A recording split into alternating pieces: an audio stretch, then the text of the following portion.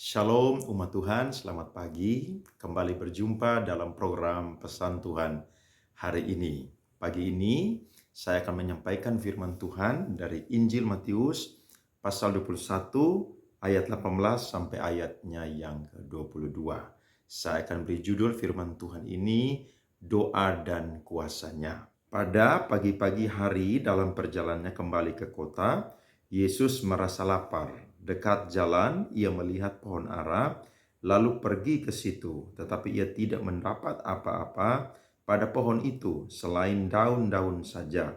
Katanya kepada pohon itu, "Engkau tidak akan berbuah lagi selama-lamanya." Dan seketika itu juga keringlah pohon ara itu.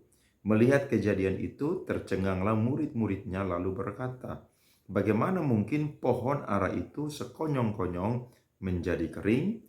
Yesus menjawab mereka, "Aku berkata kepadamu, sesungguhnya jika kamu percaya dan tidak bimbang, kamu bukan saja akan dapat berbuat apa yang kuperbuat dengan pohon ara itu, tetapi juga jikalau kamu berkata kepada gunung ini, beranjaklah dan tercampaklah ke dalam laut, hal itu akan terjadi. Dan apa saja yang kamu minta dalam doa, dengan penuh kepercayaan kamu akan menerimanya." Alkitab dengan jelas mencatat bahwa ketika Yesus bermalam di Betania, maka pada pagi harinya dia ingin kembali ke Yerusalem. Dan ketika dia merasa lapar, dia ingin memetik buah ara untuk memakannya. Tetapi dia tidak menemukan satu buah pun juga. Kalau saya dan saudara membaca dalam Markus pasal 11, ayatnya yang ke-12 sampai 14, maka kita akan menemukan bahwa memang pada saat itu belum musim daripada buah ara itu berbuah. Tapi tahukah saudara, tuntutan Tuhan adalah bagaimana buah ara itu bisa menghasilkan buah dan bisa dinikmati oleh Tuhan Yesus dan juga oleh banyak orang. Sebenarnya kalau saya dan saudara membaca firman Tuhan ini, maka ini merupakan kisah yang Yesus ingin seberangkan tentang satu topik yang sangat menarik, yakni tentang doa. Karena kalau saya dan saudara membaca di ayatnya yang ke-10, maka kita akan menemukan di situ bahwa murid-murid tercengang dengan perkataan daripada Tuhan Yesus. Karena perkataannya membuat pohon ara itu bukan saja tidak berbuah lagi, tetapi pohon ara itu pun juga langsung kering. Dan Yesus menjabarkan kalau murid-muridnya percaya kepadanya, jangankan berkata kepada pohon ara, tetapi berkata kepada gunung yang ada di depan, maka gunung itu pun juga akan beranjak. Saudara-saudara, ini merupakan salah satu ajaran yang Yesus berikan kepada murid-muridnya berkaitan dengan peristiwa sebelumnya yang terjadi di Bait Allah, di mana Yesus marah dengan orang-orang Yahudi yang memakai Bait Allah bukan tempat di mana mereka itu berdoa, justru mereka berdagang untuk mencari keuntungan. Saudara perhatikan ayat 13 dari Matius 21. Dan berkata kepada mereka, ada tertulis, "Rumahku akan disebut rumah doa, tetapi kamu menjadikannya sarang penyamun." Nah, ini berkaitan secara konteks dekat firman Tuhan ini, bahwa ternyata Tuhan menginginkan salah satu buah yang dimiliki oleh orang-orang percaya, yaitu adalah kehidupan yang berdoa. Karena kehidupan yang berdoa merupakan kehidupan yang sungguh-sungguh akan menghasilkan kuasa yang luar biasa. Saudara perhatikan di ayatnya yang ke-21, firman Tuhan berkata bahwa, "Tetapi juga jikalau kamu berkata kepada gunung ini, beranjaklah dan tercampaklah ke dalam laut, hal itu akan terjadi." Dari sini saya bisa memberikan poin yang pertama. Ketika saya dan saudara berdoa, maka kuasa dari doa adalah membawa suatu perubahan. Saya yakin dan percaya ketika kita berdoa, maka ada sesuatu perubahan yang terjadi. Kadang-kadang kita itu berdoa, kita ingin sekali supaya itu langsung Tuhan berikan. Tetapi saya mau berkata, bahwa ketika kita berdoa, kadang-kadang Tuhan lama sekali untuk menjawab. Tapi saya percaya, doa itu punya kuasa yang luar biasa. Yakni, doa itu sanggup untuk mengubahkan segala sesuatu. Yesus memberikan contoh bahwa ketika dia berkata kepada pohon ara itu, bukan cuman saja dia kering, tetapi dia itu tidak bisa lagi berbuah selama-lamanya. Dan Yesus mau berkata kepada murid-muridnya bahwa ketika kalian berdoa, maka doa itu mampu untuk mengubah segala sesuatu. Kalau hari ini ada saudara yang mulai jenuh berdoa, ada saudara yang mulai malas-malas berdoa, bahkan saudara sudah tinggalkan jam-jam doa saudara, firman Tuhan datang kepada saya dan saudara untuk mari kita kembali punya kehidupan berdoa.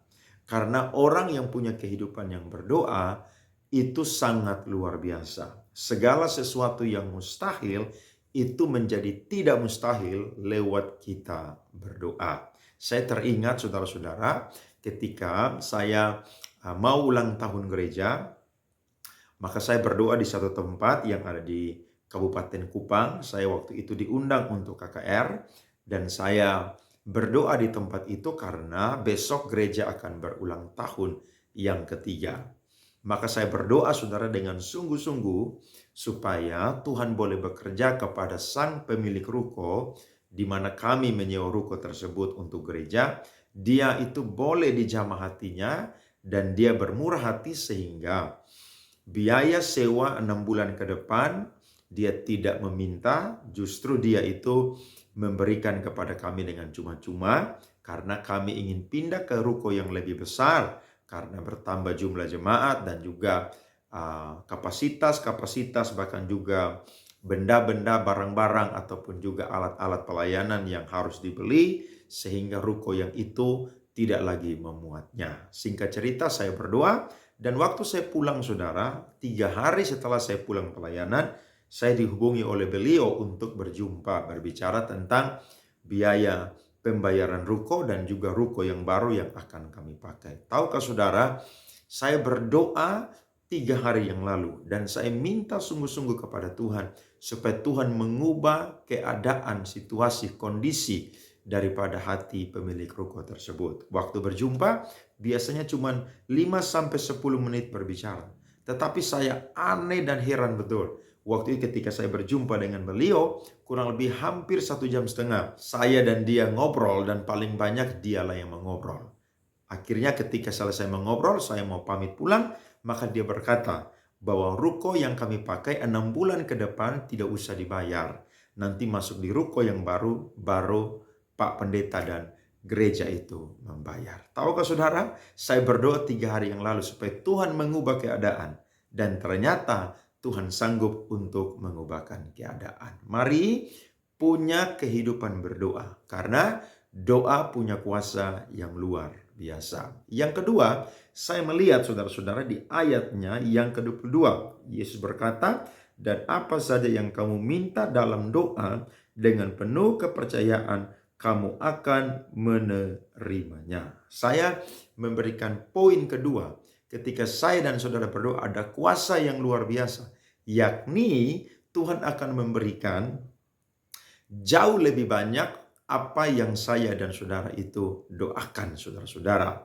Kita perhatikan firman Tuhan. Alkitab berkata bahwa apa saja yang kamu minta dalam doa dengan penuh kepercayaan kamu akan menerimanya. Berarti ketika saya dan saudara berdoa untuk satu hal, bagi Tuhan itu sesuatu yang belum cukup. Tuhan rindu supaya saya dan saudara mendoakan banyak hal yang menjadi kebutuhan, pergumulan kita maupun juga gereja di mana kita berada. Kita berdoa supaya Tuhan menolong, memberikan segala yang dibutuhkan untuk pekerjaan Tuhan. Saya percaya doa-doa kita untuk banyak hal itu Tuhan suka. Tuhan ingin supaya setiap pergumulan kita, apapun itu, bahkan setiap kebutuhan-kebutuhan kita, Tuhan rindu untuk saya dan saudara menyampaikannya kepada Tuhan. Dia bukan seperti hakim yang laling Dia Tuhan bukan seperti hakim yang lalim yang ketika diganggu, karena dia tidak mau diganggu dan dia memberikan pertolongan. Tidak, saudara-saudara. Tuhan kita adalah Bapa yang baik. Tuhan kita adalah sahabat yang terbaik. Bahkan Tuhan kita adalah pemilik langit dan bumi. Sehingga waktu saya dan saudara meminta kepadanya apa saja, saya percaya bahwa kita akan menerimanya. Rasul Paulus pernah berkata kepada jemaat Efesus, bagi dialah atau bagi Kristuslah, bagi Allah lah, bagi Tuhanlah yang dapat melakukan jauh lebih banyak dari yang kita doakan atau pikirkan. Jadi apa saja yang saudara sedang butuhkan, saudara minta kepada Tuhan. Tuhan bukan Allah yang tuli, Tuhan bukan Allah yang bosan dengan permohonan kita, tapi Dia Allah yang suka. Karena Dia adalah Bapa kita dan kita adalah anak-anaknya. Maka Dia suka sekali dengan membangun relasi. Salah satunya adalah dengan berdoa kepada Tuhan. Ketika kita berdoa, maka itu adalah tanda bahwa saya dan saudara mengandalkan Tuhan. Ketika saya dan saudara berdoa, itu adalah tanda bahwa kita mengharapkan pertolongan Tuhan. Ketika saya dan saudara berdoa, maka itu adalah tanda bahwa saya dan saudara benar-benar menempatkan Tuhan lebih besar daripada pergumulan kita. Saya dan saudara sedang memposisikan Tuhan bukan hanya nomor satu, tapi Dia adalah yang terutama di dalam kehidupan kita.